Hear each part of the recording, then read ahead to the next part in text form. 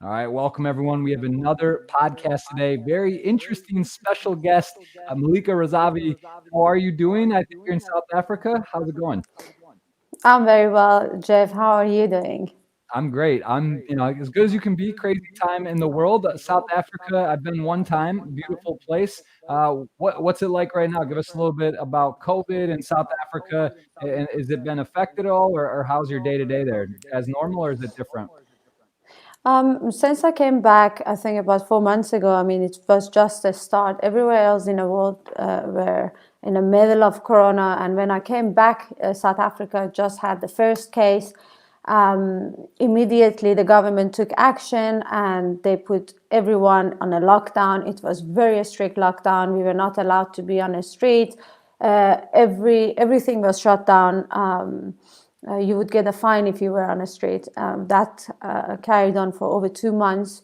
And now a little bit the shops are open, but they still be on lockdown. We're not allowed to be outside after 9 p.m. until 6 a.m. So the government is trying their best to keep it under control. But as you know, South African population and the way they live, majority of the people, unfortunately, it's difficult matter for them to deal with. Right. And so you're in Cape Town, or which Johannesburg? Which part are you in? I do live in Cape Town. Cape Town, very nice. Yes. So all right, you're a magician. You won Miss Iran competitions, Miss Iran Global. You play some poker. Give us a little bit of background about yourself and what it's like. You grew up in Iran? When did you move? Give us a little bit of background about yourself. I grew up in Iran until when I was 14 years old, and I moved to South Africa then. That was the first country I traveled to. My mother lived in South Africa a few years before that, and so when I moved to South Africa, I couldn't speak a word of English. I had to learn how to speak English when I came here. Finished my studies, and so I always loved basically playing with cards and magic. I learned how to play poker when I was 9 years old with a group of my mom's friends when they visited Iran. In South Africa, I've met some friends and they were playing home game of poker. And that's where I started playing more of home game. I became a lot more passionate about poker and I really fell in love with it. And since then, I've been playing. And so when you found poker, explain about Iran and poker, because Antonio Esfandiari, very close friend of mine, been on the podcast. He's explained gambling's not allowed in Iran, I believe, or most forms of cards. So how does that work? What does that even mean? How strict is it there? Is there a lot of underground games? Is there any casinos? What's it like in Iran with gaming? So basically, in Iran, you're not allowed to have even a packet of cards. You're not they're not allowed to sell pack of cards. That's how strict it is. Any form of gambling is forbidden in Iran, but at the same time, there's a lot of underground gambling going. There's a lot of underground poker houses is in Iran, and a lot of people do love poker and play poker. But unfortunately, if they get caught, there is consequences to them. And tell me, I've heard it's such a beautiful country. It's it's one of those places that it's not really a tourist destination, I think, or at least nowadays for American citizens, or not a lot of people I know have been there, or unless they were born and raised there. Tell me about the culture and a little bit of background on what the country's like and how it is to live there when you live there. Iran is a very beautiful country. We have a great history with Darius the Great, one of the greatest kingdoms on earth. And unfortunately, the beautiful country runs by a wrong government. I'm actually saying this because if I was probably had to live in Iran and had to comment on anything regarding government, I would be in prison right now. There's many people are against the government. They don't like what's going on in the country. We have been put as a terrorist. People see as you are from Iran, so you must be a terrorist. But I must say it's completely not true. The government are wrong. They are not Iranian. They were not from Iran, and we don't like the government, but unfortunately our voice cannot be heard.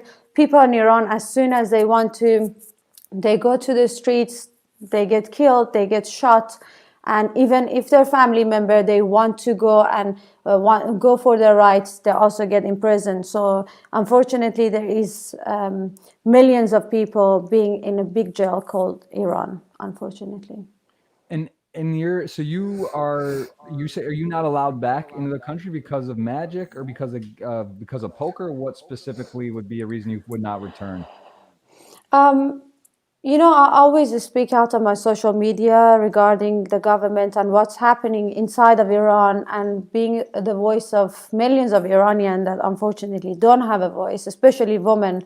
I am all about women's rights, and back up my Iranian women, especially because they don't have a voice. And also because I won the Miss Iran Global. I was nominated. I won the Miss Power Woman World 2017, and all of that is also forbidden in Iran. To take part of that, to be a model, to be a magician, to be a professional poker player.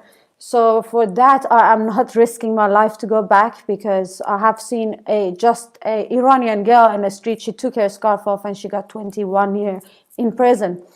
Wow. So I wouldn't want to risk my life, even though I do miss my family, I miss my country, to go back there and to be prison for life. You never know what they're going to do to you and what the consequences. Wow. Yeah, I mean, you tick all the boxes, right? You're a magician, gaming, and fitness or beauty competition. So explain to me what that means. You said, is it so you won Miss Global Iran 2016, but it's outlawed to be into modeling or global fit. What? So explain that. How do you compete and win for Iran if they're not allowed to run? Or am I So understanding? Yeah. basically, we do it outside of Iran. It's not in Iran. You have application, you go through different process of interviews, you have to send videos. So it's completely different. And then you get nominated. Then we had to physically go for their competition with, I was nominated from Iran. So I was representing Iran in a global competition. And there I was nominated as Miss Fitness. We were like over 36 countries, and I was representing my country. Okay. So you were not in Iran at the time. So you were running, you were representing them, but you actually couldn't be inside of the country and do that. You had to be somewhere else No, to represent your country. That's yes, all the girls that they do compete, they are not in Iran. And if they do want to compete, they come out of Iran, but unfortunately it would be danger for them to go back to their country, back to Iran. So I don't know, but a lot of girls that they live outside of Iran, they do go for these sort of competitions, but they know the consequences, that they cannot go back. Okay, very, very, very interesting. And how did you first, with the first poker, you mentioned how you kind of got started? Is that right away? Did you take a love for it? Or did you know this is something you wanted to pursue and do more seriously, or did it take some time before you said, okay, I'm going to really go after it? Because I see you've traveled the world, you've played some of the bigger buy-in tournaments, and you've gone around. Like, when did you actually decide that you loved it and you were going to really start playing? I mean, in South Africa, poker is big, but online gambling is banned. We used to have Poker Stars and all the different platform of poker in South Africa, but it's been like few years that has been banned. I started here from the home games, as I mentioned to you, and I did fall in love with poker, but it was just home games, and it was just like small games in a casino. So I did pursue it, and I started studying poker more. I knew this is a path that I want to take. I knew this is something that I really want to do. As I said, I always loved playing with cards, but poker and magic was just something that I knew I'm going to follow. I did do magic shows around the world. I did travel, and I also did magic shows around the world. And I stopped when I was, I think, 24, and I pursued more with poker since I was 24. And do you find how do you find it being a woman in poker? You know, it's definitely the minority. I've had numerous women guests on here that have been involved in poker, and it's do you find it as an advantage, a disadvantage? Do you like that you're sort of there's less women playing, or do you find that it's intimidating, or how do you sort of deal with being a woman in poker? Because it is it is you're a minority. There's not a lot of women in poker. How do you feel about the climate of poker as a woman? I mean, I don't feel intimidated by anyone in poker industry. Yes, there are really good players out there, but I do my best to do good, to be good, and to study well and do as much good as I can. I would never compare myself as a woman to a man. I don't believe there is a difference. It's all mathematical. And I do encourage a lot of women to play poker because they say, no, it's a male game. There are a lot better male. I think women, there is a bit difference than women because the women, they do go more with their emotional, how can I put this? They do sometimes think more emotional than men in a poker game. I've seen that with a lot of women when I have entered ladies tournaments, and I have seen that with women that they need, if they could just fix that, they could be a lot better, I guess. For sure. And it's interesting though, and I guess it's the same for the certain parts of that region, because I remember I went to the Maldives 2012, and we went with a group of guys after the Olympics, and Antonio actually was with me, and I had a poker set. So we flew to the Maldives from London, and I was there with a group of guys, and they took my chips. They didn't let me bring my poker chips to the Maldives, which I thought was crazy. There's no like real money. It was just a set, like a play poker chip set, and they took it at the airport, and I was like, whoa, like what? What do you mean? I can't bring in it? Like you don't? I mean, we could be playing Go Fish, like, we could play whatever, and they literally took my chip set. It blew my mind. But that I guess that's what countries are in that region. Is it pretty much? I mean, is it only a few, or is it that entire region where there's no gaming allowed? Like Dubai. I mean, I guess what Dubai. There's other Yes, is it Turkey, there is no casino. I know that. Dubai, definitely not. yeah. I'm not sure, but like most of the Muslim countries are not allowed. The gamblings are banned in the Muslim countries in For the sure. Middle What's East. what's your favorite place that you've been for poker? I see, we're looking here on your Instagram. You've been to some different spots around the world. You've traveled. Which ones do you like the most? I saw you had a good result at Cyprus. I've been there as well to the Merit. Had a nice score at the. I guess they call it the Gangsters Cup. Uh, what to you is actually the last couple scores? There you go, getting some nice ones in the last few. What's your favorite place to go play poker? I love Barcelona and I love Monaco. Those are my two favorite places. Do you play a lot of cash games, or is it mostly tournaments that you enjoy? I am a cash game player, but I do play some tournaments. I play a lot more cash game than tournaments. And what about in terms of sites and sponsorship stuff? I see you've done a bit of promotions for different ones. Have you done an ambassadorship or a sponsor, or have you done just sort of like one-off events? Are you looking to be sponsored? Are you available for the sites out there? What is your poker sponsorship sort of resume? Like, is that something you want to be, or do you have any kind of relationship with the site at the moment? Good question. That I'm glad you asked that because I have a good resume in poker, and unfortunately, because I am from Iran, many of I don't want to name the companies. They would like to give me a sponsorship or being their ambassador, but because I am from Iran, apparently they can't do it because the Iranians are not allowed to play in so many of the sites. And in South Africa also, I am also South African because I've been here for so many years.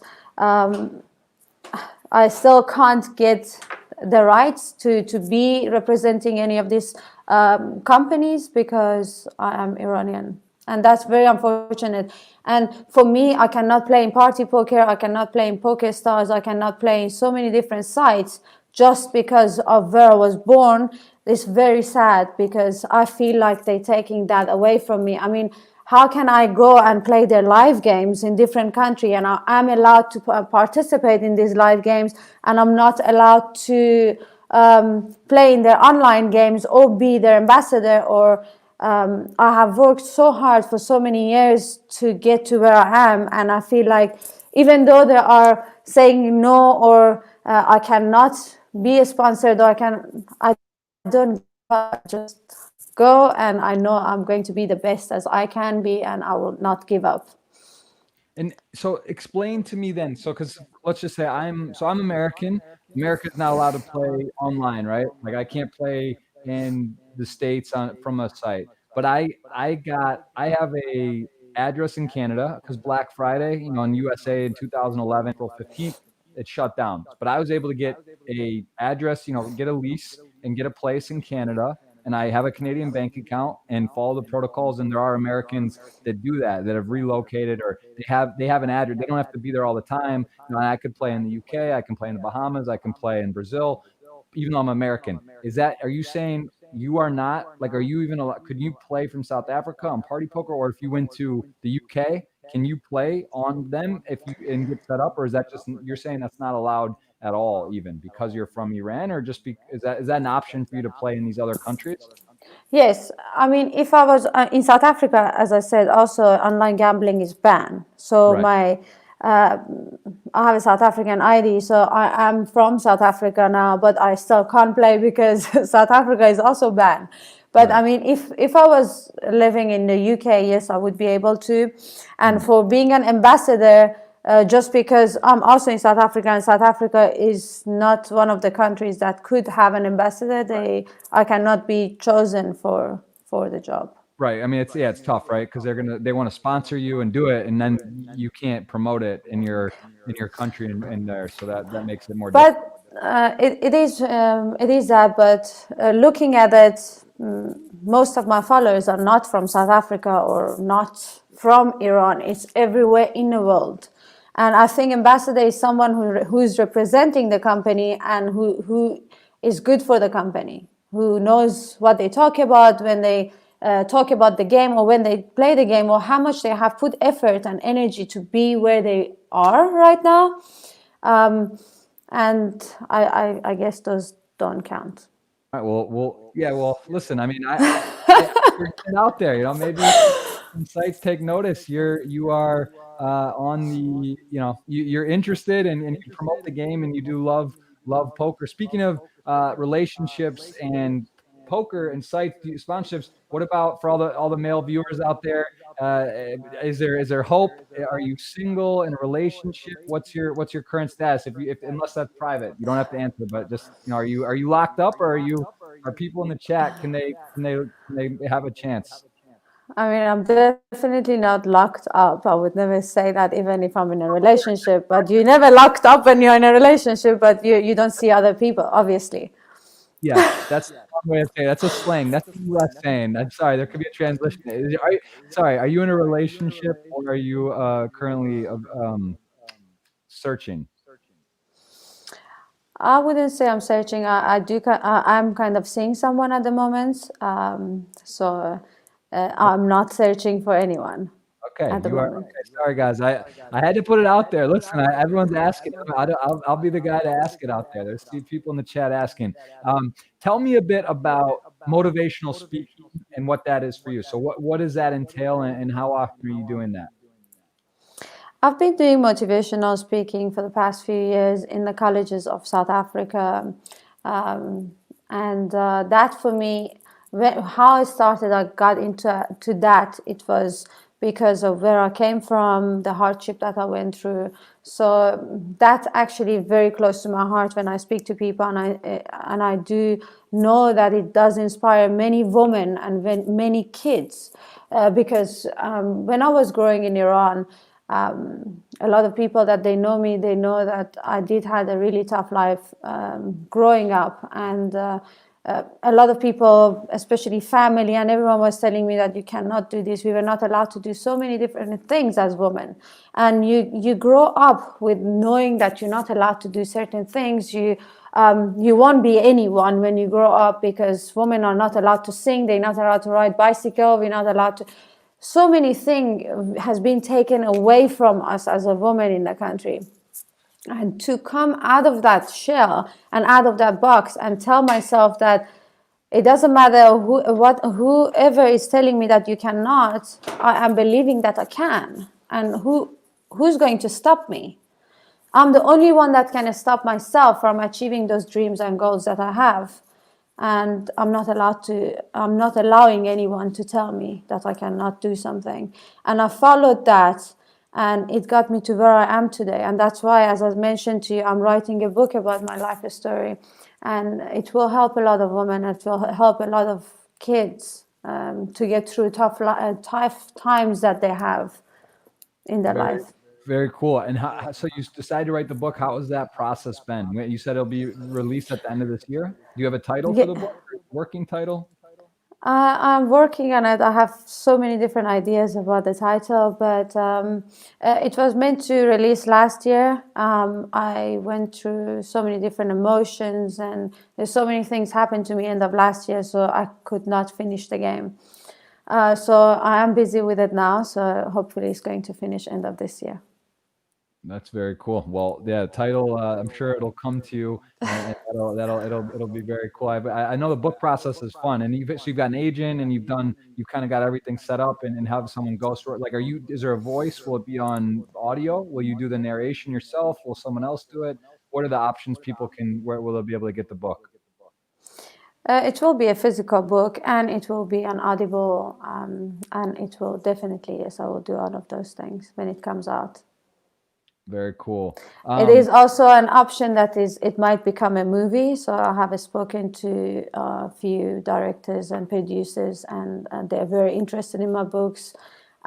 So hopefully it can end up being a movie. Wow, that's exciting. That sounds like a great project. It's for sure interesting. I'll say for myself, just I do have some very, very good Persian friends, and it is a completely different culture, and it's fascinating. I think, like, in general, it's like it's a foreign concept for a lot of people to think about, like the things you're saying, where you can't do this, you can't play that, you have to wear, it's just such a different um everything about it's different. And it's interesting because it's just like, what we think is so crazy and abnormal is the norm, right? Like, that's what people are used to over there, and vice versa. So I would be, I think it would be a great book story to hear. And also the fact that you do magic as well as playing cards and all these other things. Before I forget, magic, what magic, what's your level of magician? Do you perform? Is that like your thing you did for Miss Global? That was your talent? What extent of magic have you done, and do you do? As I mentioned earlier, I did travel and perform for big events and functions around the world. So it was my job, basically, if you want to call it. I was seeing as more having fun, and I was earning money, obviously, next to it. So, but right now I don't really do that anymore. But I do think myself as a professional magician. That's awesome. But would you rate yourself, like, as a, like, there's the world famous magicians doing crazy stuff. Like, how much time and effort have you put in? Are you pretty, like, you can do, I don't know how you would with the magicians, like, rating or ranking, if there's like a thing, but like, trick wise, like, can you do 100 tricks, 20? Like, are you doing magic with cards? Are you getting cut in half? But like, what is your form of magic? What's your specialty within magic? I do a lot of magic with cards, illusions, mind reading. I do. I don't. Yeah, I do very close-up magics. So I'm very good with close-up magics, and I can do many different type of magics next to it. I wouldn't tell myself from a score of 1 to 10. I would probably give myself 8. Okay. Nice. That's strong. That's very nice. And have you been to Las Vegas? Have you played the World Series, or have you been ever to the US and Vegas? That's also a good question. I did apply for a visa last year, and I got rejected. I was going to play a World Series of Poker. I had a sponsorship, and also I won in Barcelona. I won a package to WSOP. So I had basically all the right documentation to go, but when I got there, they said, sorry, based on Trump's, we cannot allow any Iranians to America, and they rejected my visa. Wow. And geez, well, okay. So is that something then that currently is something you have to reapply for, or in the next, depending if Trump wins or not, or how does that work? Like, is that something that you can keep reapplying? I didn't think about it after that. I was very heartbroken, to be honest with you. I never, I'm very strong, but I was in tears when they rejected my visa. I was really looking forward to playing a WSOP. I mean, that's why I was going there.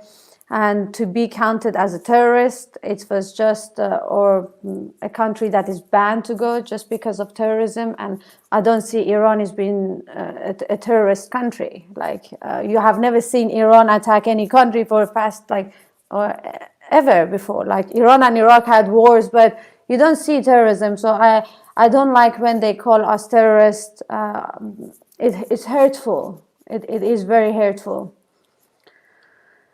What do you think could be done to sort of break that stigma, or to sort of help change and like have people understand that's not the case? And based on media and all these different things, like, what do you think is the most detrimental for that to shift into a positive, or for people to get that belief?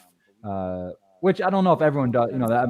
As overall, like a stereotype, what do you think could help to sort of show people that's not the case?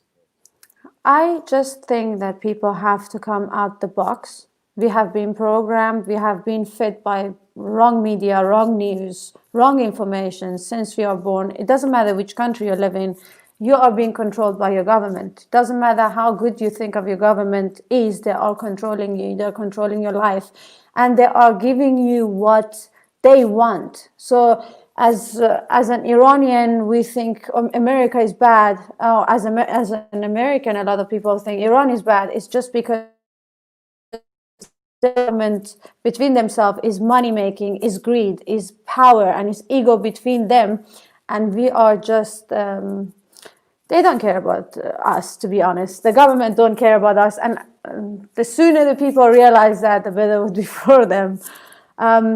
We are humans. We should just love each other and care for each other. I mean, if I see you as an American, I don't say I don't like you because you're an American. You're a human and I'm a human. Just because I don't want to get involved with the government and what they do to each other and what's going on between them. And we are the victim of their decisions. We are the victim. Our life gets affected by their decisions because they want to make more money, they have greed, and they are fighting for their own power, and we are the consequences of what they're doing. And what was the last time you were in Iran then? When was the last time you were there? I think it was 7 years ago. 7 years ago. Yeah, I talked to Antonio, and he says, he can't go back either. He says he's worried, he's scared, he doesn't know what would happen. He won the one drop for 18 million. Obviously, he's probably people know his name in Iran, I would imagine. Most, or a lot of people would have heard about that. So yeah, it's he really wants to go back, but same thing. He doesn't think it's worth the risk, because he doesn't know what would happen. He lands there, and it could be who knows. Tell me a bit about Miss Global Iran 2016, Miss Global Fitness 2016. So what do these competitions entail? Was it every country in the world, or you're competing for that against Iran and then against Miss Global Fitness? That's the entire world. So you're competing against, how do those competitions work? Okay, so I was nominated as Miss Global Iran. So I was representing Iran in a global platform which was held in Manila. So all the girls from different countries, Miss USA, Miss Australia, Miss Brazil, everyone, they came together in Manila, and we competed for Miss Global. And Miss Global, that they had so many different categories that you could win, and I won the Miss Global Fitness. because I have also studied sports science, and I'm a personal trainer, so I do train a lot, and I was physically fit, and I was nominated as Miss Global Fitness 2016. That's very nice. And how does that work exactly? Like do they pay for everyone to go out there? Is it funded? Do you have to go show up yourself? And then is there a prize? Like what exactly? How does that work to go there and then also for winning? What do you get? I mean, obviously it's great recognition. It's very you won Miss Global Fitness. That's great. But is there like a cash prize? Is there any kind of sponsorship stuff? And do they pay for you to show up, or do you have to fund that yourself? I mean, to go there, yes, you do fund yourself to go there to compete. But if you win, you do win prizes and a sponsorship, and you get globally recognized. Yeah, very, very cool. And then Miss Power Woman 2017, what is that specifically? Is that a completely different competition? Yes, that's a completely different category. That's not a beauty pageant based on how you look like. It's more with testing your IQ, your EQ, your personalities, and how strong you are. They put you through many different challenges over the period of 1 week. It was held in Punta Cana, Dominican Republic, and they put you through many different challenges. It's not like a normal pageant where you get up every day, go for different photo shoots, you do shoots for different magazine. It's not like that. They challenge you as a individual person, your mind, spirit, your soul, everything. They challenge you, and obviously the strongest person wins the competition. It's not about how you look as your face, your beauty, basically. And is this, and if I have a little bit of understanding about pageants and these competitions, but when you win, you aren't. It's like you're not eligible to win again. Is that correct? If you win Miss Global or Miss Global Fitness or Miss Global Iran, are you able to win again? Or once you win a title one time, you can't try? Can you? Is that correct? Or you can retry. Obviously, you can go like for Miss Global again. I could enter definitely, but I've never tried them. So you've done it once and done. Because that's, I'm not sure, like Miss California, for example, or these Miss pageants and say, I think you can only win one time. I don't believe you're able to compete again, but I don't know. I'm not sure about that. You can compete, but I don't think that you can win the same titles again.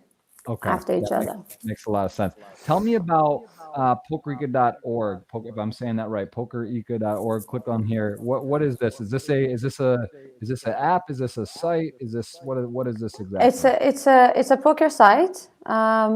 It's a poker site for people from all around the world. They can play and enjoy the safe poker game. And is this sort of like agent stuff? Have you had experience with being an agent and representing sites, or what is your appetite for that? Have you done any work with those kind of things? Yes, I was working as an agent first for a few years, and unfortunately in Iran they have few different sites that I have personally got scammed by them. Last year I got scammed for $200,000 with a company that I was working with for over 2 years called Emperor, and Kamran Zamiri was the owner of that. And this year I actually I started working with one company called King Shark Poker, and two of my very well-known players, because I run high-stake private games. And I invited these players to these games, and the owner of the site, which is Mehshad Hoseinpur, he was playing in that game and he lost over $60,000. And after he accused my two best players of cheating, and without any reasoning, without any evidence. He cut them out of the site. He did not pay $120,000. They're Wow. basically a scamming. And this is King Shark Poker. And I see like they shut down that site now. They're working. Unfortunately, they have a GG network. They are on the GG network, and Jason McConnell was a player that got scammed, and he's a very well-known player in the community. For being accused of cheating, which is completely false.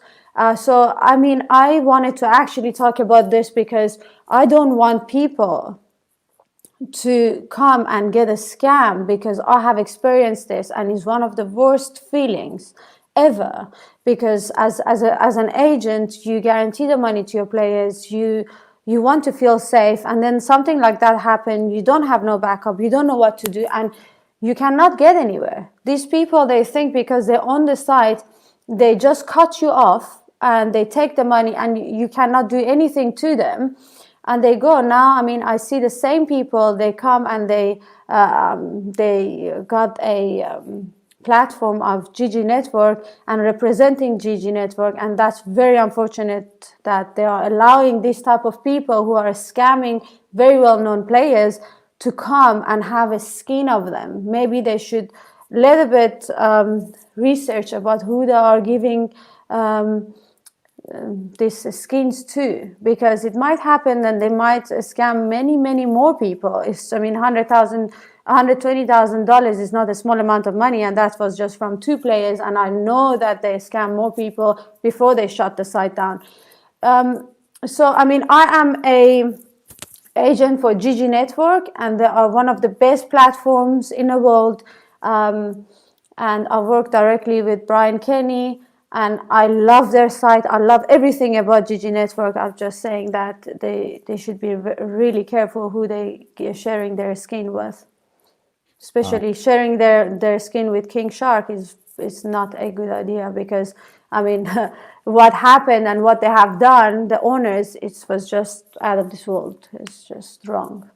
Well, I'm sorry to hear that, and I'm not familiar with the people you're mentioning, but I will say, doing agent stuff and having these skins and playing, anyone that's playing, there's always, you're going to get, whether you have an agent or someone you trust, you really have to be careful. You want to know who you're dealing with, what you're up against, and you got to realize too, like, you also want to be smart, right? Because you don't want to risk perhaps something that's a ridiculous amount of money or allocation. You have to be understanding that if you're playing on these type of platforms, there is risk, right? Like, there is stuff can happen. So you really have to know the person you're working with. You have to know the place you're playing. And then you still have to understand that even if your agent is perfect and does everything they can, there is still some risk and unforeseeable things. So you got to be really careful when you're playing on these unregulated places. That's why obviously there is some playing on the major sites that, the site's they're doing security, they're monitoring the tables, they're trying to make sure that game is fair,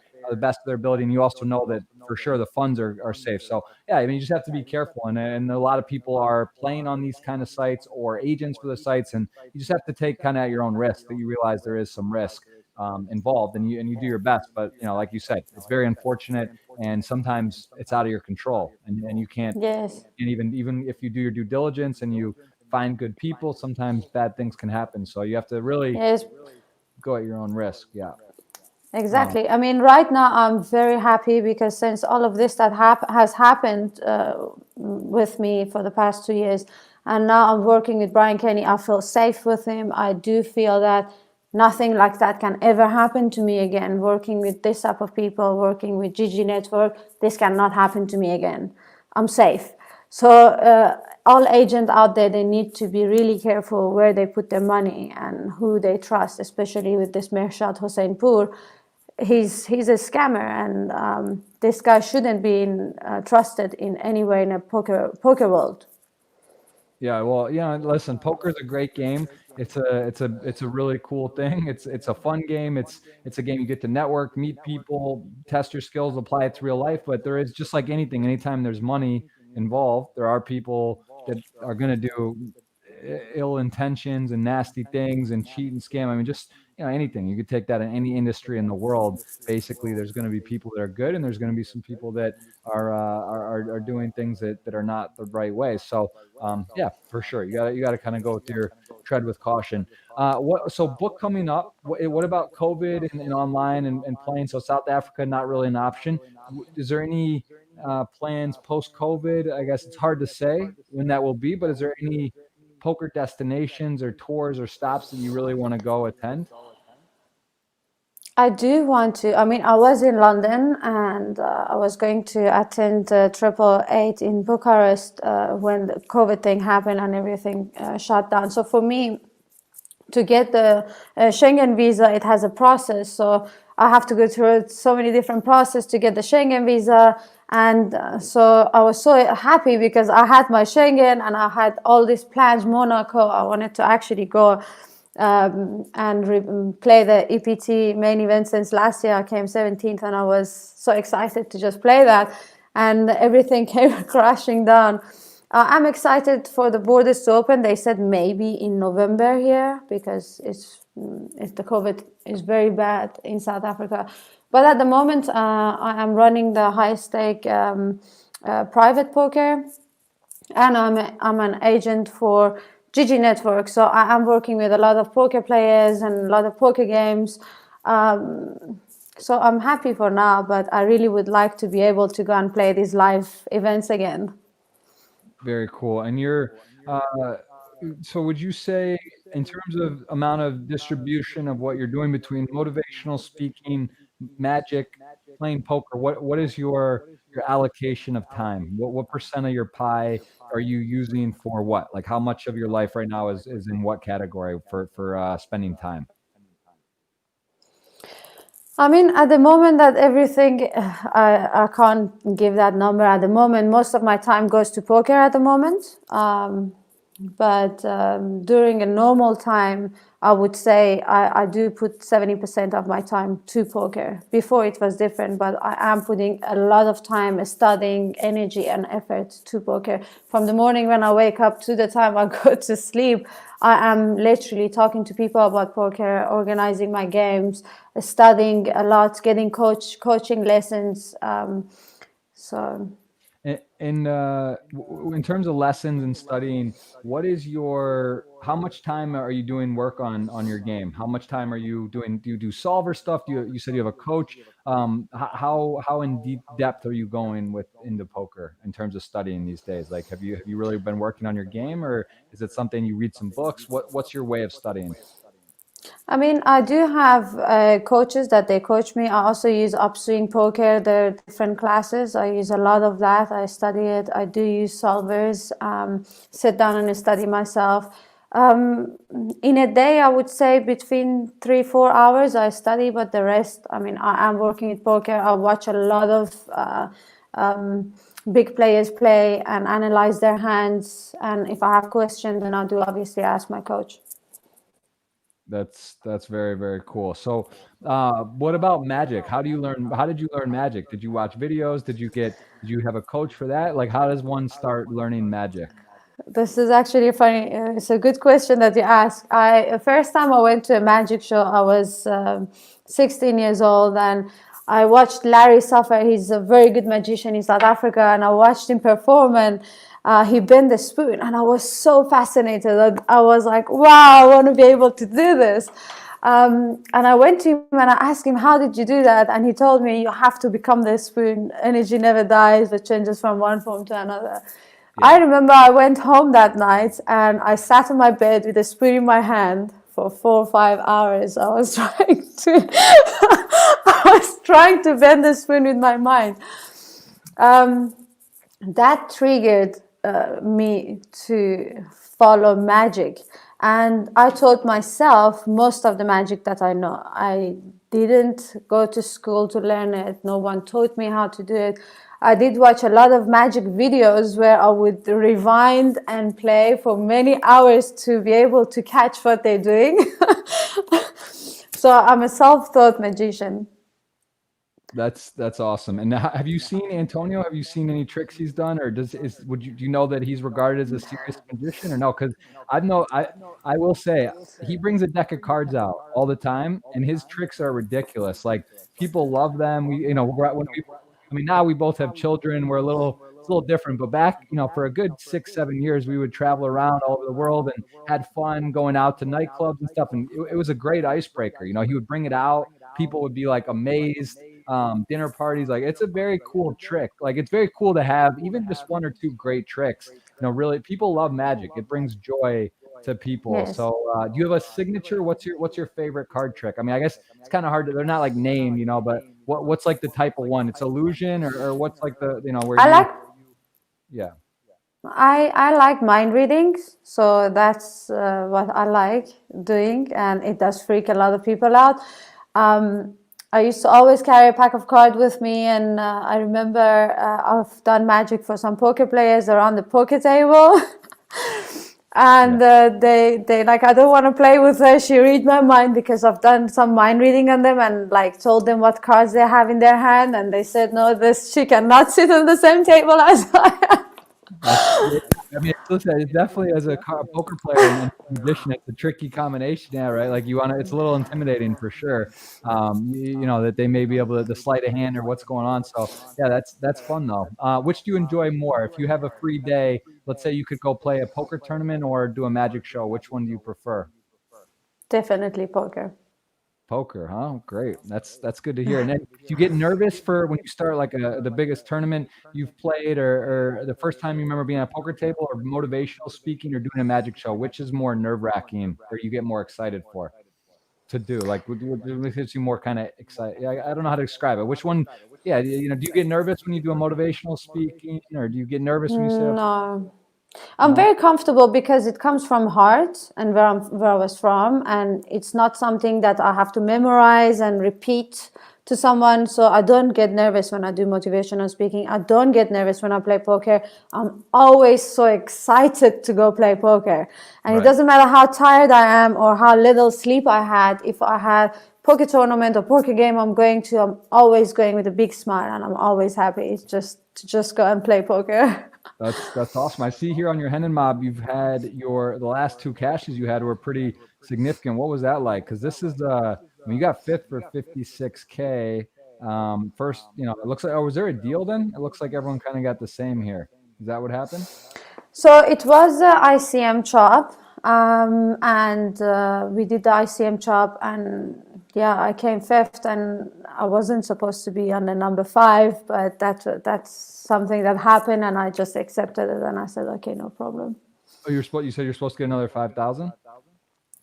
Well, we did the ICM chop, and we were supposed to play for the trophy to see who's gonna win the title and win it. And so that would have obviously changed from the 5th to second or first, but Right. unfortunately they messed it up, and they sent us to the cashier to get the cash, and we were meant to carry on with the game. By the time we came back, they put a friend of mine that he won, and he was nominated at number 1, and his trophy was in front of him. So it was just a very big misunderstanding, I would say. Right. Yeah, because it's cool. It's nice. Like, obviously, it's great to lock up a nice score, right? You're happy, but it's fun to play. You want to try to win the trophy, as always. Yes. It's nice. I see you did get a trophy at the ladies' event in 888. You got to take one down. It's nothing like taking down an event, no matter what. If it's $100 or whatever the buy, it's just to actually win is a great feeling. And it's tricky, right? Like you win Miss Global Iran, you miss Miss Global Fitness, but you take second. It's great, but it's like that the winning is those are so special to actually get the title. As like they say, if you're not first, you're last. People don't really remember as much. So and I would imagine you're a competitive person. I'm a very competitive person. I like to, whether it's in life or in competition, I like to do things in the best of my abilities, and I do get very disappointed if I don't succeed or don't win, but I don't give up. So I always try to learn from my mistakes and where I have gone wrong to fix that, so I know the next time I have better chance of winning, because I love the feeling of winning, and that's what I fight for. That's awesome. Antonio was just messaging me. He said he's gonna try to call in here. He says out with his kids, but he's gonna try to do it to say hi. But yeah, is there any poker players like growing up or through your career that you really enjoyed watching? Do you watch TV of it a lot? Like, is it something you are immersed in? Do you know a lot of the different players, and do you have any in particular that you enjoy to watch their style of play? Do a lot of poker. I basically eat, sleep, and just play poker or watch poker or study poker at the moment. And one of my really favorite poker players is Mikita. He was coaching me last year. A lot. He is one of my favorite poker players. Honestly, the way he plays, the way he handles the situation, his game ranges, it's amazing to just watch him. Yeah, no, he's definitely for sure. You could, he's at the top level, and it is. It's fun. You start realizing the more you get into poker that it's such a deep game, and I think that's what's fun because you can learn it, you can know the rules, you can know what beats what, you can know the position, but when you really start looking at poker, it's a very complex game. There's a lot of different maneuverability, and it's so different because the situations Yeah. are not really the same. Like how I play against you or how I play against Nikita or how I would play against someone else. And if I have more chips than them or less, or I'm on the button or the small blind, like it's always sort of different but the same. And it's a very cool game. Uh, what about sports? Do you do any actual? Do you play any sports or obviously fitness? You won the fitness award, so you do stay in shape. But do you do any sports? Yes. I love volleyball, so I do play beach volleyball in summer, and that's one of the favorite activities that I like to do. I like hiking, and I like playing volleyball. I love playing volleyball. Very nice. What about in terms of the would you say in Magic right now, like is Magic something that you notice is it getting more popular or less popular over the years? Like, can you tell based on the amount of events that people book or seeing new magicians and up and coming? Is it an emerging I guess not sport, is it an emerging field, Magic, or do you think it's kind of dying out? Like, where would you say that is overall doing? Like, is it growing or not? To be honest, because I have not performed for quite a few years now, I wouldn't know because I'm not in the field anymore, as I mentioned. I do have always a pack of cards with me when I go to a friend's house or a party. So it's always good to, I love seeing people's reaction when I do magic. So I always have a pack of cards, but I don't really perform and do what I used to do with magic. So I'm not sure to answer your question if it's Okay. Yeah, going. I mean, and what about poker in terms of what you're seeing? Do you feel that the industry is growing? Do you think that the poker, are you noticing just more and more people coming in and staying with it, or do you think that the industry is sort of slowing down? What's your take on poker right now? I think definitely is growing. I see there are a lot more interest in poker than it was a few years ago, and I see there is a lot of people that are actually studying more and starving to learn better, where before it was not like that. There's a lot more private games going on. There is a lot more. It's definitely is growing, 100%. Yeah, I would agree with that. Um, the- is uh is there what about traveling in the world? So you've gotten to travel, you've done competitions. Forget poker and stops. You mentioned a few nice ones, but what about places in the world? Where do you love to go when you travel? I loved Rome. I loved Barcelona. These are my favorite places to be. I love Turkey. Turkey is one of my favorite places because it reminds me of home. It's very close to home, yet it's far because I can't go home and see my family. So Turkey definitely, they have beautiful beaches, but nowhere in the world can beat South Africa for sure. I have seen many places, can't say all the places, I've seen many places around the world, but It doesn't matter where I am, I have to come home to Cape Town is one of the most, and I always tell people that they must once at least in their life visit South Africa, Cape Town, because it is one of the most beautiful places. And where have you swam or dove with the sharks? Is that something? I know that's sort of like a signature thing in Cape Town. Have you done that? No, I haven't done that, but I want to do it. I'm very afraid of water. It's just something that has happened in the past, that I was always scared of water. So, but I like to face my fears. Like I'm really scared of heights, but I've done the highest bungee jumping in the world. So Oh, I wow. like to face my fear, and this is definitely on my list to do, to face my fear on going under the water and facing a shark. But it is a lot of my friends that they have come to South Africa, they've done it and they loved it. It's very, I mean, it's a lot of adrenaline goes to your body when they come out and you see their faces. It's fun. It's something really fun to do. Yeah, I mean, in South Africa is known for the great whites, and it's very intense. I had a friend who did the Shark Week. He did a filming with them for a show, and it was, he said it was amazing. But it's very, I'm scared. I wouldn't want to go in there. I mean, that seems crazy, like it just seems really wild to do that. But I know yeah, it's a fun thing. I've unfortunately, so I went to a poker tournament in South Africa, and I think it was 2012 or no 13 in the Alpha 8, and we went and shot and played, and then we went to a safari. It was absolutely unbelievable. Like one of the maybe the coolest thing I've done.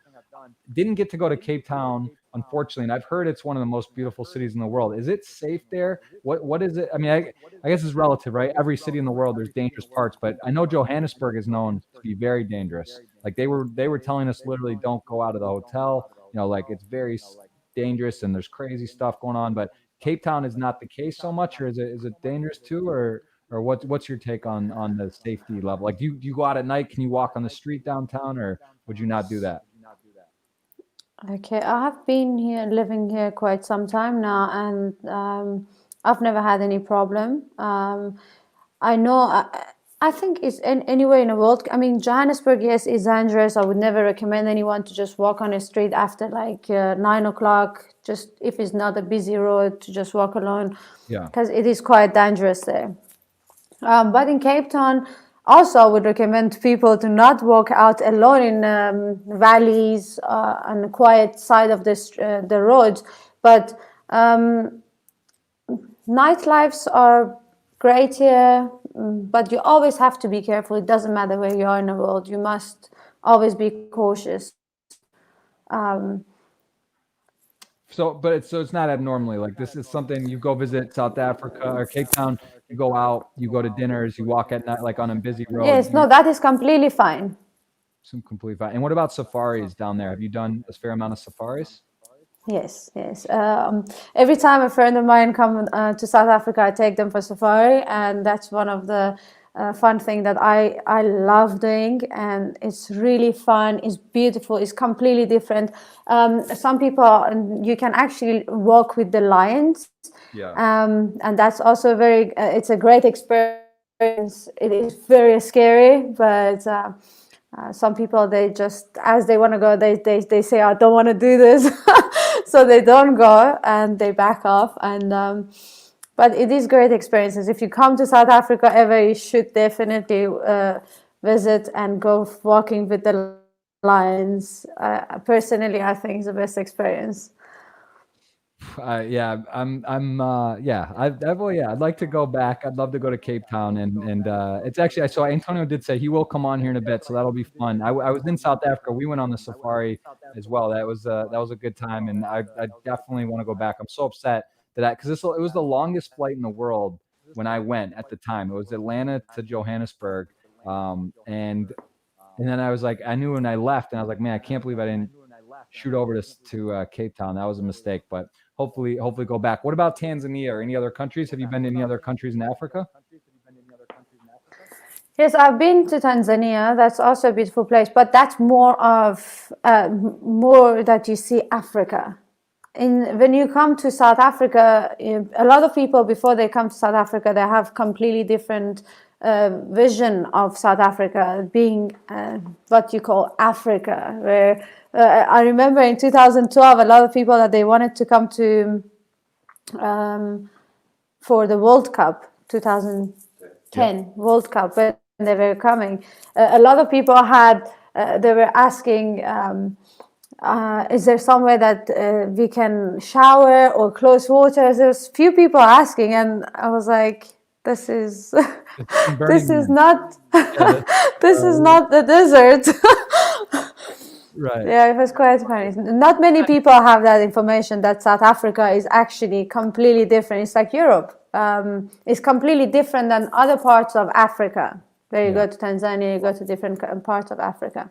I think it's interesting because even in this day and age with so much technology, so much social media and stuff, it is, I feel, and myself included, I just feel that there's a lack of information or understanding, you know, because there's these stereotypes. You think of Africa, you think of like super poor, like, you know, unfortunately, you think of AIDS and malaria, and it's like, oh, and then you think of Iran, and it's also like you put it in this like category of the Middle East, and it's like, you know, you see this propaganda, it's dangerous, and it's scary, and it's just oil, you know, all these things, and he's kind of like, that's a very generalization that is just not true. And I think that that's something that that unfortunately, it's just sort of slow to develop for people to understand, and a lot of people just don't have the right information on there. So I've just heard beautiful great things about South Africa. Let's dive into some questions here as well. Looks like a lot. We're gonna give away a ticket from Party Poker. If you guys go to my Twitter, you can see on here, you can ask a question. You will be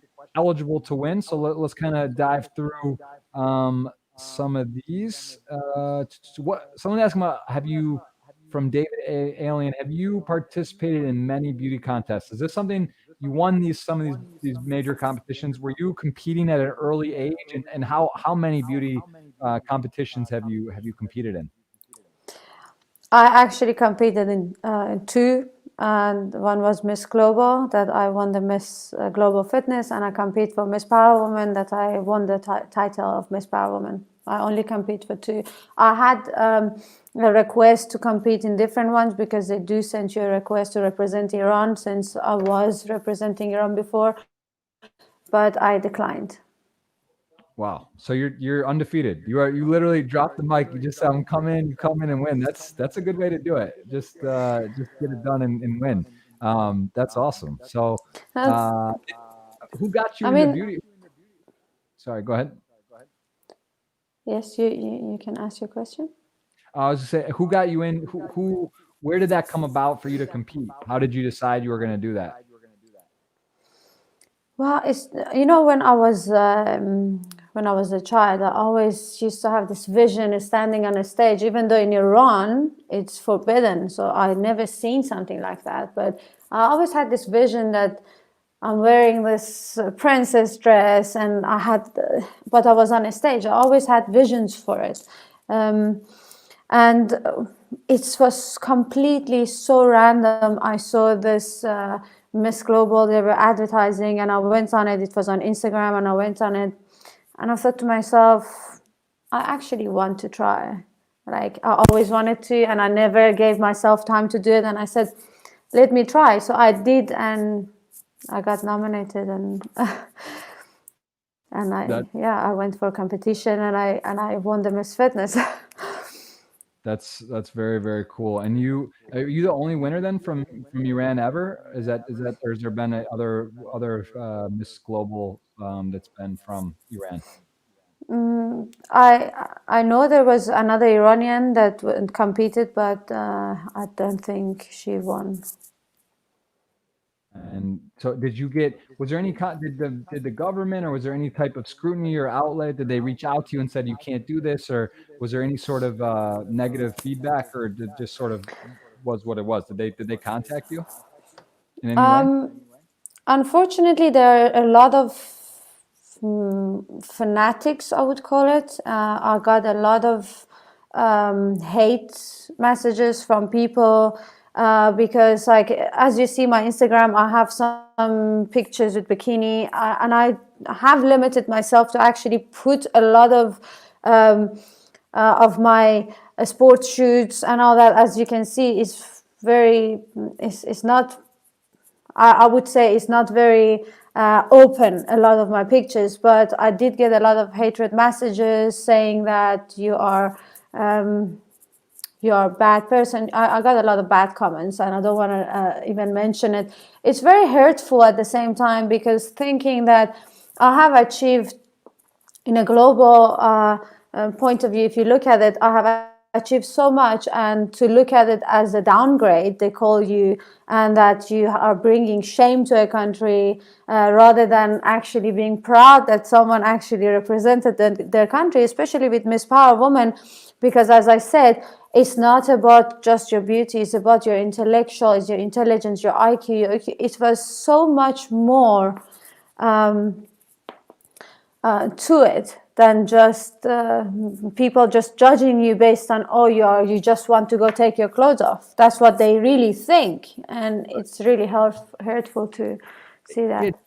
I think there's some similarity there with poker, because it's kind of, for myself as well, it's tricky with the US, and it's like, it's sort of limiting, because you get these messages, you get people thinking like this, you have to worry about how are you going to be perceived, you have all this other stuff. It's similar in the US with poker. It's like, I'm born in the USA, poker is not allowed, which is bizarre. You can bet sports, you can bet fantasy football, you can do all these other things, you can play in a casino, but poker, which is the game is the most skill out of all those, and yet you have to kind of be like quiet, or it's like you're not able to really let loose, because there's restrictions and limitations on that, and it's a bit frustrating, right? Because it's like, part of this stuff, you want to be proud, you want to showcase, do good with your abilities and your talents, and then you're kind of like worried every time you post something or promote something, that there's going to be some backlash, or maybe if you do too much, they really may come after you, or say like, you can't do this, or give you. So it's like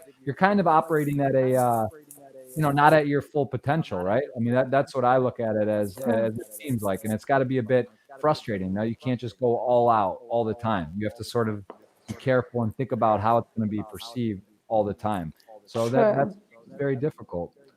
But I mean, I do believe nothing just comes easy your way, and coming from Iran and looking at so much that has happened and so many things that a woman can't do, and coming from there to where I am today, and I looked at how many things that they told me that you cannot do, and I did all of it. And obviously the consequences is that I cannot go back to see my family, but I just wanted to follow my heart and my dreams and goals, and it doesn't come easy for no one. And we have to just fight and be positive, I guess, that is going to, because for me, one of the most important things, I was so excited to be an ambassador for one of the biggest companies, and everyone told me, yes, they're going to contact you, and when they did, they said, unfortunately, we cannot have you, because, I mean, you're from Iran and South Africa, but that doesn't mean that I'm going to stop dreaming, and it doesn't mean that I'm going to stop fighting for what I believe, and I know one day I'm going to be known as one of the best poker players in the world, and I'm going to fight for it. It's not just a dream that's going to be in my head, and I know that, and I'm going to fight for it. That's awesome. Regardless of what other people are going to tell me that they want me to be part of representing them or not, I represent myself. That's great. I love that. Do you speak Farsi?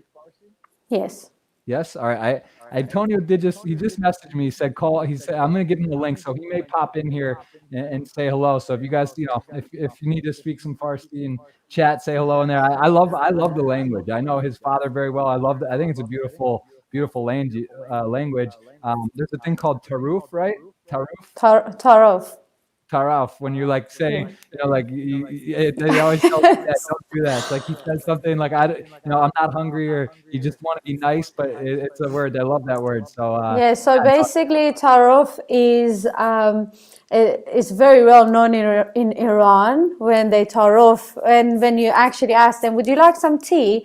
And the person says, no, I'm okay. But meanwhile, they really want it, but they're just being nice to say no. But then they ask again, because in a European country, you ask someone, would you like tea? They say, No, I'm fine. And they don't ask you again. But in Iranian culture, you ask like 5 times, are you sure you don't want tea? Just let me, I'm going to make you tea anyway. They're going to feed you anyway because they know you might be taroofing them. So, Yeah. It's a his mother's a great cook, and she's the queen of that. She loves to taroof, and he always tells that to her. He is trying to add in. It says device not connected. Let me see. Maybe we're gonna get him here. I'm gonna add him. Let's see if this will work. Whoa, Antonio, can you hear us? Maybe he's on bad Wi-Fi. I don't know if it's gonna. Antonio, can you hear us? Hello. Uh-oh, he's on his. I can't hear him. Can't hear him. I think he has bad connection. Antonio. سلام خانم. سلام حال شما؟ خیلی خوشحال شدیم. منم همینطور خیلی خوشبختم از دیدنتون و تبریک میگم بهتون تمام موفقیتاتون رو. Merci. PBF, we had to do our Persian thing. Yeah, I get it. I love it. I was just saying Taroof. I know about Taroof through your mother. She's a great cook. Taroof. We were saying. So we're talking a bit. You both are magicians. You're both from Iran. You've never met, which is crazy to me. I don't know how you don't know each other. But I was asking, who do you think's a better magician, Antonio? She said she's an 8 out of 10. What's your magic ability? Because I know your magic. So I want to grade like what I want to know how good she is. She says 8 out of 10. What are you? I mean, in my prime, for close-up magic, I was pretty good. These days, I'm probably a bit rusty. But, I never did stage magic. I was a close-up guy, PBF. Yeah, no, I've seen it. I've seen you deliver. I've only think you messed up once or twice in all the occasions. Maybe not even. I don't remember it now. I can't think of it. So, that's cool. What's going on, Antonio? What do you got going there? I'm on the beach with my kids, my dad, and I'm on a bike currently. Nice. And they want gummy bears. Life is good. Antonio's he's been on the podcast. He's going to be on. I think we're going to lock in a time next week again. But I want to let you enjoy. Say hi to Nobles then and your dad, bro. I just wanted you to interact, connect, speak a little Farsi, have some fun, and we'll hopefully all meet up at a future poker stop post-COVID. Anytime you have Persian guests, please call me. Must. You will be automatically call in for sure. But we have your own podcast next week, so we'll save it for then. Nice to meet you. Nice to see you. And I just wanted to say, you always inspired me when your dad is coming, and he's one of your best taraftar Parapagos. Yes. And I wanted to say that my mother is exactly like your dad, and she supports me all the way. And yes, my mother is my biggest fan. I always say that it's so amazing that I see Antonio's dad is always supporting him. He's always following him around, and it's amazing that we both do magic. And a lot of people, when they meet me, they say, wow, it's a lot of Iranians. Antonius does magic shows, and you're a magician, and you're a poker player. How does that relate? And I get a lot of that questions. I love it. But it's really... Yeah, I love it too. Don't you love seeing people's reaction when you do magic? Their face. The best. As soon as I started doing it, I became instantly hooked, and it was just the reaction that I got. So, since when have you done magic? It's been about 14 years. Wow, excellent. Maybe one day I can. Yeah, we'll do. Definitely, I would love that. When are we going to Iran? Let's get it on the books. Not me. Maybe if the revolution happened, we will definitely invite you. Yes. Okay. Well, yeah. No, I'll probably We'll take you, PBF. They love the white boys. Is it good? Is it all right. Well, guys. All right. Save that. And Antonio, enjoy your day. Say hi to the family. We'll see you on the podcast next week. Bye, guys. Bye. Bye. Have a good day. All right. There he is. His name is Profix on there. He's in Venice on his yacht, riding around in California, but good. So, well, that's nice. And as he mentioned, he would love to go back to Iran, but it's not it's not something that it's just not really possible at the moment. What does that mean when what would make it happen? Is that something on the government if it changed? Is that something that's possible in the near future, or what is or is there is it the how is it 4-year terms there? How does it work with the No, that I mean the 4 years term for the president, but it doesn't take the fact that we are still on Islamic Republic law, and I mean Antonius knows that also, that we are if as a person I want to go there, I am risking my life. I'm risking that I can get jailed for the rest of my life, or so many people actually now they went to protest against the government because they don't get paid their salary. They don't. Oh, it's just so sad, and they start shooting people in the street, open fire on people, and they kill people, and they send their family members into prison. So why would I want to risk my life to go back? The only way I would be able to go back if the revolution would happen, if this government would go, because we don't want this government. We dislike this government. They are prisoning us. They're prisoning all the Iranian people in Iran. People have no freedom of choice. They have no freedom of speech. And that is really sad. And for me to sit here saying all of this right now, and I would go back, I would be in prison just because I'm saying all of this to you. Right. So yes, I would never risk to go back. I love my life. Yeah, for sure. And give me like a math. Like, is it a 10% chance, a 40% chance? What is the chance of this revolution to take place? Because it's obviously very tricky and complicated. I mean, you're talking, you got power, leaders, people. It must be very hard to challenge, right? Because if they feel someone's challenging or coming up and doing the other way, I mean, it's got to be pretty risky for those people in that party. So is that something that's realistic, or is it really unrealistic for the foreseeable future that there could be a revolution?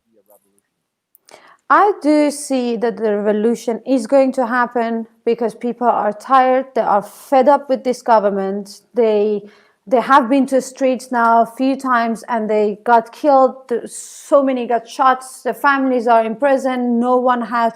But it's gonna. I believe darkness will never stay. I mean, look at all these governments that they were cruel. Did they end? They never end well. They're going to go. It's just a matter of the time. And I think within the next 2 or 3 years, I would think within the next 2 or 3 years, they have to go. People are suffering in Iran. People are, look at the dollar price. They sleep, they wake up, it's 3x. People don't have, in a rich country like Iran that is so rich, yet the people are so poor. The majority of them that are so poor, either you are really poor or either you are really rich. And if you are rich, you are a part of the government. Because they steal so much the money of the oil. Now they're working with China. They're selling part of Iran to different country. This government, and they don't care about the people, they don't care about Iran. The only thing that they do, a 21-year-old girl, she took her scarf off in a street to say that she doesn't want to wear a scarf. She got 21 years in prison. Meanwhile, this government's family, their own daughter, their own family live in America and they don't wear the scarf. So it's, to me, I rather sit here and be the voice for those people. And I do talk a lot about that on my Instagram. And I support this woman. And that's why I wouldn't want to go back to Iran. Because I know what's going to happen to me. Antonio, obviously he wouldn't want to go back because we don't know what's going to happen to us. As soon as you land in that country, you have no human right. You have no human right. They can do whatever they want to you, and you cannot say anything. So it's really sad. It's crazy. I think that's the thing in America. Again, with the poker stuff, it's a bit, it's not exactly in line. But the overall message about freedom of speech and all that is, I think we take it for granted because there is a lot of. It's not just Iran, but there are places in the world where this is not the case, and it's something I think we just take for granted too much because it's unfortunate. But Okay. What about best motivational advice? You're a motivational speaker. One of the things you do, what would be something, in a time like this as well, COVID, right? It's sort of can be depressing. A lot of people are losing their jobs, can't work. You're at home, you're cooped up with people, potentially a lot. It can be stressful. What would be something you would say, motivationally right now to find some positives in this time? I mean, I reflect in this time, I actually sit down and reflect on myself. I actually took it in a positive way for myself personally, looking at it that I got to spend more time with my family and my loved ones, which I don't get to do it. So I would tell people reflect on yourself and see it positive and what it has brought to you. It's in a speed of light, everything can be taken from us. So we have to be grateful for what we have at the moment and right now, because this COVID showed us that it can be taken away. A lot of things can be taken away. A lot of people have lost their jobs and their hopes. But I'm hoping and I'm praying that this can be better for a lot, because I have seen so many are suffering in these tough times. I would say just believe in yourself, meditate, try to find something that you can do, and I'm sure you will be able to do that. Absolutely. Uh, let's see. Someone just mentioning about here. I'm looking at the Twitter questions. Or say I had the pleasure of meeting people from Iran while working in landscaping in Vancouver. I always remember how warm and nice the whole family was. Thanks to the podcast. We got Diego. I think Diego's actually in here in the chat live now. But yeah, I mean, listen. Again, you can generalize. There's great people. There's in great cities. There's dangerous cities that have great areas or great people, and vice versa. You can't really generalize. But all the Iranians that I've met, I've had some of my very close friends are Persian and or from mutual friends, and I've the energy of and overall, I would just say my overall feeling is very positive, very warm, very trustworthy. I really enjoy the culture from what I know of it, and of course it's Thank you. limited, but I have nothing but great things, experiences with my interactions. I'll say that. Let's see. Iranian people are generally very, very welcoming. If you see some, I've actually looked at some of the YouTube videos that many different foreign countries that they went to Iran and they made videos, and you can see they are very warm, they are very welcoming, they're very kind people. Even though they don't have much, most of them, they share things with you. I mean, it's very similar. Even in South Africa is like that, but unfortunately it's been put out there wrong. As I said, the government, you only see the worst of a country. They only show you the worst unless you go and see it for yourself. I agree with that completely.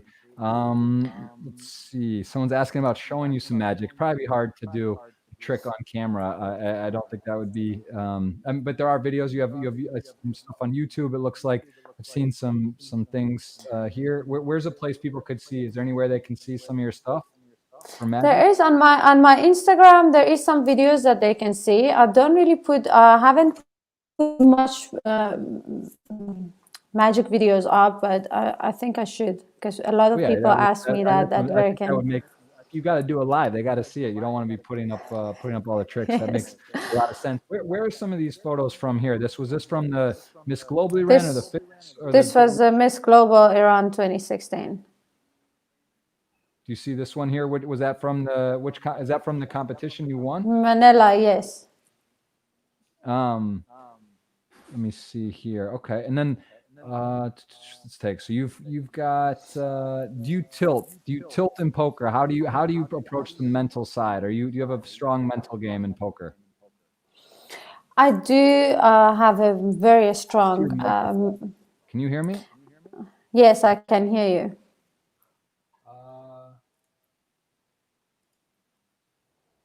Can you hear me now?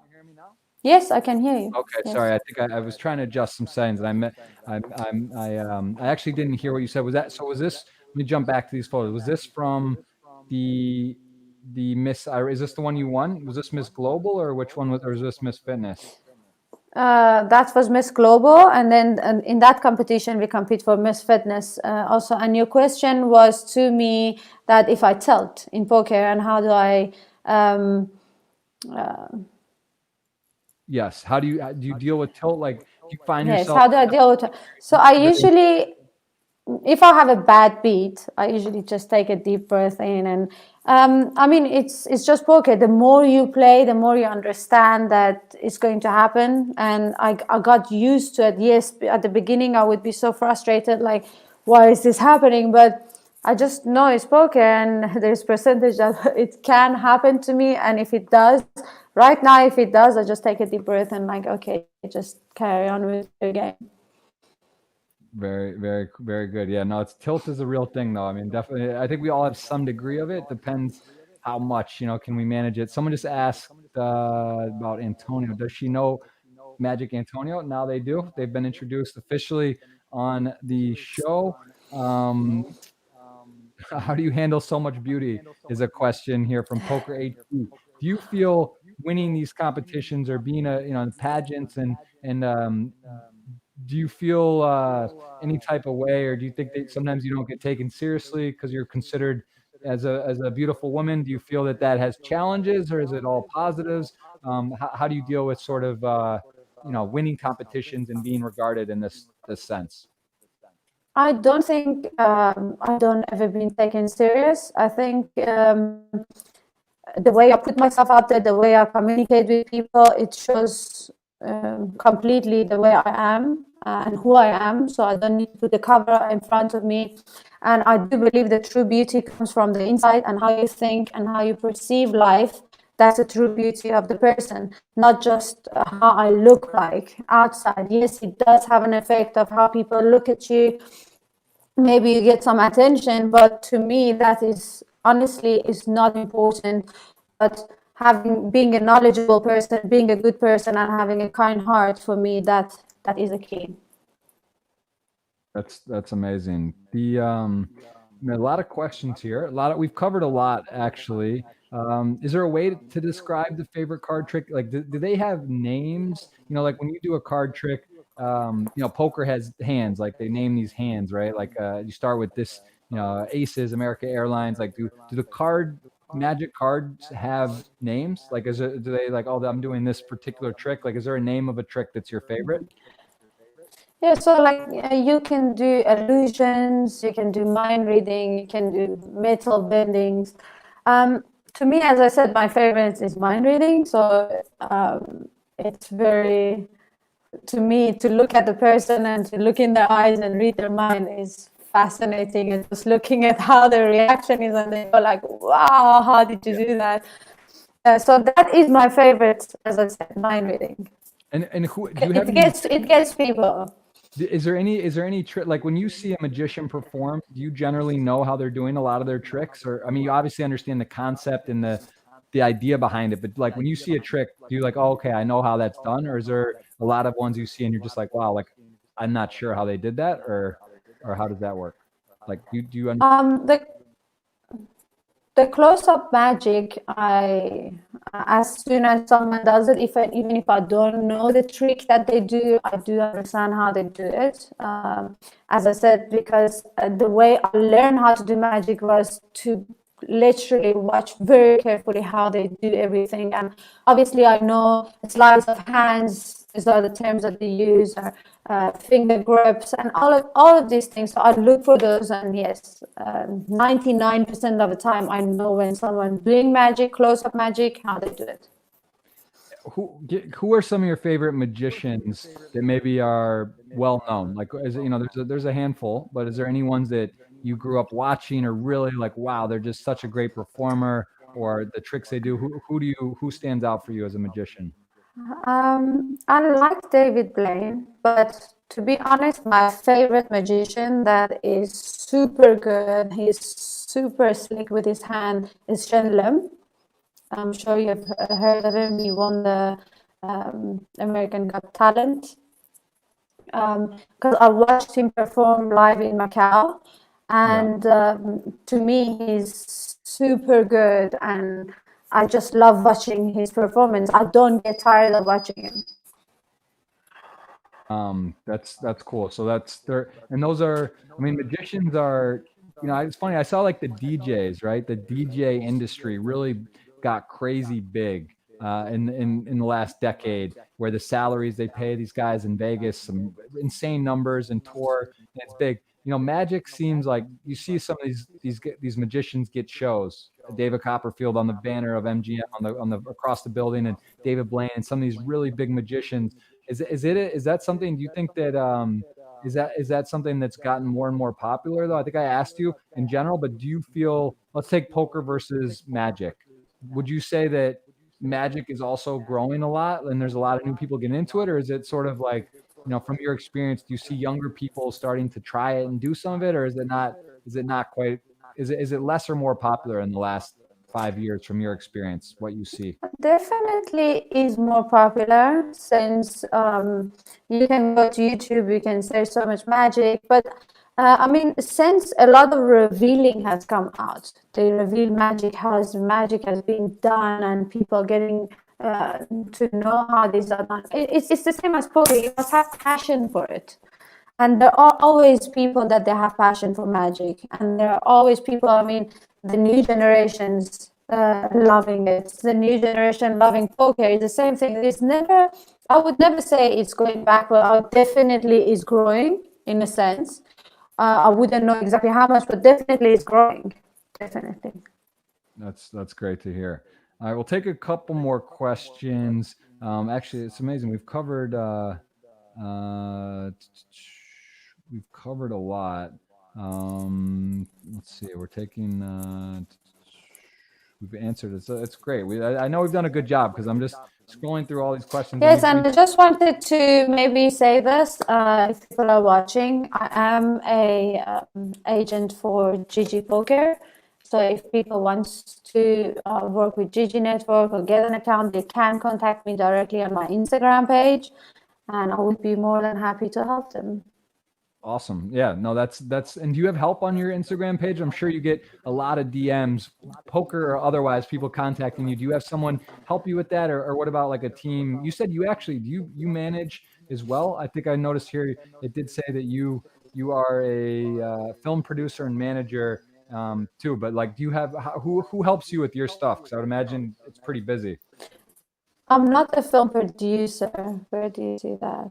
Okay. Well, that's someone's not a, okay. So there that is not my, where is that? That's a star now. No, I'm not a film producer, but I have taken a part as an actress in the movies, yes.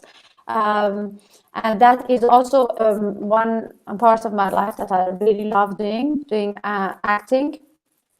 But I don't really, as you can see, I'm not so active on my social media, because I do put a lot of time and effort into what I'm doing. Social media is not a big part of my life, but because I am out there, so I do try to keep, I mean, the last post I have posted probably was like a month and a half or 2 months ago. I am trying to be more active with my followers and friends who are actually following to see what's happening in my life. I'm a very private person, so I don't really give a lot of information out about my life, but I am trying to be out there more. I don't find time. If I could make myself into treat, I would have enough time. Yeah, now I completely understand. Let's take one or two more. This one right here is mentioning about Persian culture is known for its beautiful poetry. Do you write? Thanks for the podcast. So do you do any writing? You're writing a book, but do you do like poetry or any daily writing? Yes, I write a lot of poetry, a lot of poems I write, yes. That's cool. And what percent is your book done that's going to be planned to release end of this year? How far along are you on that? About, I would say about like 70% of my book is done. But obviously, when you do finish your book, you have to go over it and rewrite some of the chapters and just find a balance. Especially the way I'm writing my book, I need to find a balance, because it's a lot of, it would have a lot of confusion, so people will know, because I'm talking about my life and my mother's life, so it goes back and forth. So it will take a while for me to be able to finish the book. Very cool. Yeah. Oh, this is a great question. What are people that aren't familiar with the Iranian culture? What are some of the favorite food dishes? What's some of your favorites? Okay, غرمه sabzi is one of them. It has a lot of herbs because in Persian culture we eat a lot of fresh herbs like mint and like green leaves. We eat with our food. So when you have lunch, you have that basket of green leaves, and you just eat it with your food. So غرمه sabzi is one of them. Kebab kubide is one that a lot of people enjoy, but more traditional is abgusht, which is a stew. So abgusht, غرمه sabzi, and kubide, I would say. And yeah, it's a lot of different food that I can say that are super yummy. I love Persian food, and whoever that I introduced Persian food to, they fell in love with it. And when they go to a different country, they go to a Persian restaurant, they always take a picture and send to me, look, I'm having a Persian food. Yeah. No, I've had a lot of home cooked Persian meals with Antonio. His mother is a great cook, and it's delicious. I think that's maybe what it is. It's the herbs, the spices. There's something, there's some very it's unique. It tastes different, and it's delicious. So that's awesome. Any other? We've covered a ton of stuff. Let's just maybe one more here, asking about biggest challenge in your life so far. I imagine you'll cover it in your book. But what do you think has been the largest hurdle or challenge with where you're at in your life now that you've had to overcome? There are many things, but I think to finding yourself and your purpose, that why I am here and what is my purpose. You might know so many things that you want to do in life, but that is not your purpose. To find truly who you are as a person, and where you are in life and where you want to be in life, not as a position as and job, as to do with family and love life and your person. I think that is a biggest challenge for anyone, to find their true self. As I said, we have been programmed since we grew up, and so many different informations into us, and the result is a result of what is being put into us. But for me, I have literally been working on myself, finding my true identity without thinking about the government, without thinking of other people around me. And finding a lot of people say you are Muslim, you born in a Muslim country. I always say I was born in a Muslim country, but I have decided that my religion is the religion of love. I believe in that highly. I'm a super spiritual person. I do meditation. So to find myself as the biggest challenge in life, to find truly who I am and what I want and who I want to represent as Melika Razavi. Because many people will judge you, will see you differently just because of the way you look like, the titles that you have. You're always being judged by all the people around. And to me, as long as I know who I am and find the true self, because as a woman, a lot of women out there might agree with this. When we're growing up, even men, we are very confused in our life of what's happening around us, where I want to be, where I want to go, until you find. I'm still going. I'm not saying 100% I found it, but that I think was the biggest challenge for me. That makes it's for sure. That definitely is. It's a big challenge, and I'd say you have you're outspoken. You speak what you believe, and it's not necessarily so easy. You have, as we mentioned with Iran and some of the restraints and everything. It's it's a complicated stuff. It's a bit complicated, and it sounds like you're doing a lot of good. You're empowering, I hope, a lot of people and giving people hope. Maybe they're in Iran or don't believe in what's going on or want to leave or change. I really do. I've learned some stuff, and it's been very interesting. Do you like playing online or live better? What's more fun for you? I love playing live game. I love honestly just sitting around the table. I mean, it is when I play online, I play a lot more tables. Yes, if I think about it, I can play a lot more tables and time sufficient. But playing live is always that rush for me. That adrenaline, I just love it. That's awesome. And you mentioned Nikita as a coach, who's obviously that's pretty darn good coach to have, one of the best players in the world, no doubt. What about favorite players though? Growing up, seeing some of the high stakes poker shows or World Poker Tour winning, any players that stood out for you when you started watching? You were just like, wow, like this is awesome. Like I really like how they carry themselves and just the characters in poker. Anyone's in particular you really like to watch? Definitely Phil Ivey. I just like his attitude and the way he plays the game. Definitely, I think his attitude more. I've never met him, but yeah, Alexandros Kolonias. To me, he's also a very good player. He's a good tournament player, definitely. Yeah. I mean, I do watch a lot of poker, but as I said, it's just for me, it's very, I can't just name anyone to say because I've just seen their game. I don't know who they are as a person, and definitely for Avi, it would tick the box for me as a personality that I've seen on social media and YouTube. Right. Okay. Awesome. Well, listen, this has been a treat. If there's anything, we're going to do the ticket redraw for a winner is going to win a party poker ticket right here. We'll let you tell me when here in a second. Is there anything else you want to talk about? Is there anything else that you would like to touch on before we go? We got your book coming up, which I'll make sure you got to send me a copy or let me know where to get it when it's coming out. I'll put it out for sure for people to check that out, and we'll put that in the links below once it's ready. But where can people stay up with you the best? Is it Instagram? What's your best platform for people to stay in touch with you and what you're doing? Definitely on Instagram. I am actually planning to open a YouTube channel for myself to talk about more about poker and commenting on different. They will see when it comes out, but I am actually planning to do something like that. But it's going to definitely be regarding with poker. Very, very cool. Well, we appreciate it. This was definitely educational and fun. I'm glad Antonio got to pop on. That was cool too.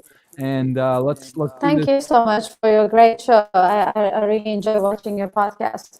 I appreciate it. Thank you for making the time. And let's give a ticket to someone. So on your count, you tell me when. I'm going to go ahead and we're going to give someone a ticket here on Party Poker. So you tell me when.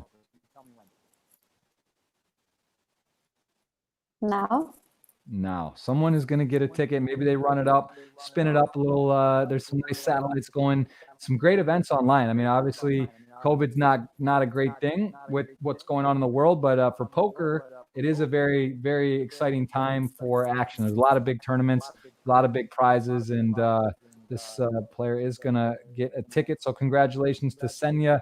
We will send him or her a message. Look like he's won a ticket before. But again, we will thank you for your time. We'll tell everyone to follow you on Instagram. And please, guys, check out this podcast. You can, if you saw it, you liked it, you can always listen to it or send it to your friends. It will be on Apple, iTunes, Spotify, all the different outlets. And again, Melika, please let me know when your book is out. I will be very, very happy to check it out and promote it. And this was a very nice conversation. Hope to meet you in person and see you on a live stop down the line. And good luck with the ambassadorship. I hope some of the sites take notice and, can be open to working with your location and everything. And, who knows, in a few years, things change quickly. Laws change. You might move, things go differently, whatever. So yeah, we'll, I'll give my stamp of approval to Party Poker. That's who, I work with, I love, and I'll make sure they got their eye on you as well. So thank you very much. Thank you very much for your time. I really enjoyed having the conversation and the chat with you. And thank you everyone who is watching this. Yes. Thank you again. Have a great day. Appreciate it. And we'll you too. Thank you. Thank you very much. Bye-bye.